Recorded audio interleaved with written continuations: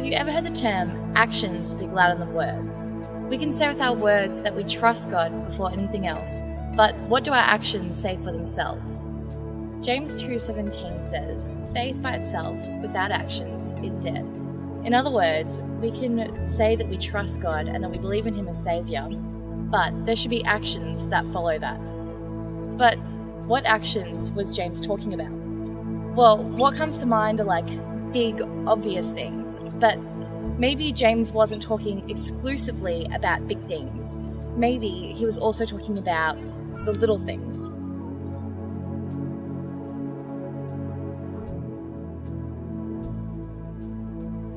I've worked in fast food for some time now, and anyone else who's worked there can testify that it's not a glamorous job. There's like all the greasy food and the daggy uniforms, the dodgy bosses, like handling of dead animal, and amongst all this, I have this one luxury. Around halfway through my shift, I receive a 30-minute break. And to celebrate my 30 minutes of bliss, I'm allowed to take any food I want from the store. And it doesn't matter because my managers don't mind if I just take it for free. Although, strictly speaking, if my boss saw me, I could get fired for it. But that's never happened, so I just do it anyway. So I'll go get a milkshake and do like extra Oreo bits, and then I'll get like a burger with like, extra cheese and bacon, maybe a hash brown, and I'll just take it all for free. So one day I'm on my break and I've got my meal all ready to eat. And even though I've been doing this for so long, I feel this sort of twang of guilt inside me. And I quickly try and reassure myself like, no, you've earned this. But then I really felt God ask me like, have you really earned it? And I was like, yeah, I have earned it. And even if I wanted to pay for this meal, I couldn't, because if I pay for this meal now, it could mean not being able to pay for a meal on the weekend with my friends. And then I felt God just really say in reply, like, don't you trust me enough to provide for your meals? And I had to really think about that because I had just read James, and I just read about how faith has to have actions.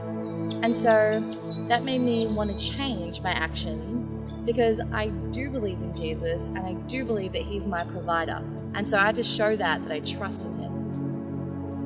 And so that made me not want to download movies or music anymore or even skip the bus fare, because I don't want to use the excuse that God hasn't provided for me. And I don't want to say unconsciously with my actions that I don't trust in Him to be my provider. And we do know He provides because it says so in Matthew 6. Seek first the kingdom and His righteousness, and the rest will be given to you. And here Jesus was talking about our daily needs.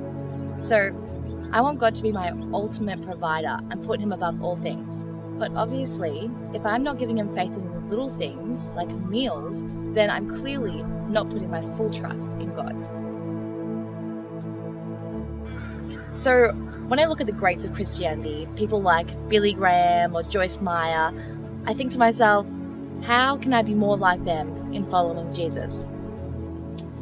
They couldn't have just been born with like this amazing faith. Surely they were just people who were born with a calling on their lives like we all do. Yet still, you see these men and women who just seem to love Jesus and put Him before all else and really trust in Him. Chris Valentin said something really good on this. He says the difference between someone who has many gifts and a very fruitful life and then someone who doesn't have a very fruitful life is not actually in the seed God's given them or what He's given us to work with, but what they've done with it.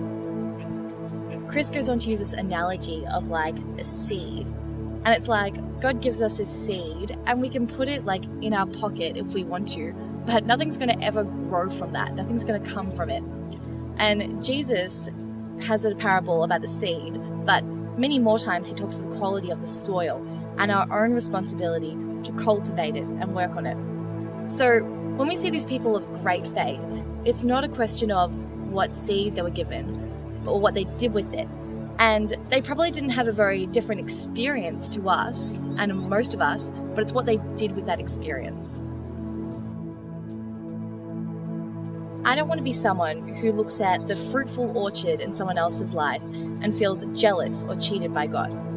I want to be someone who recognizes the gifts I have from God, whether it be spiritual gifts or just the gift of employment. I want to grow the seed in my life, and I want the soil of my heart where it's growing to be rich and fertile, full of faith. And I can't think of any better place to start than the little things so it can lead on to larger things and eventually a complete faith. James 1, 3 and 4 says, "The testing of your faith produces perseverance. Let perseverance finish its work in you so that you may be mature and complete, not lacking anything." So let's strive to be obedient to God in every area, and let it show with our actions that we love Jesus and not ignore small areas of our life, and by doing so, ignore the testing of our faith. And let's recognize that we have this seed to cultivate, and that it's a journey, and that it's from the small things that we get to this mature faith that's complete and not lacking anything.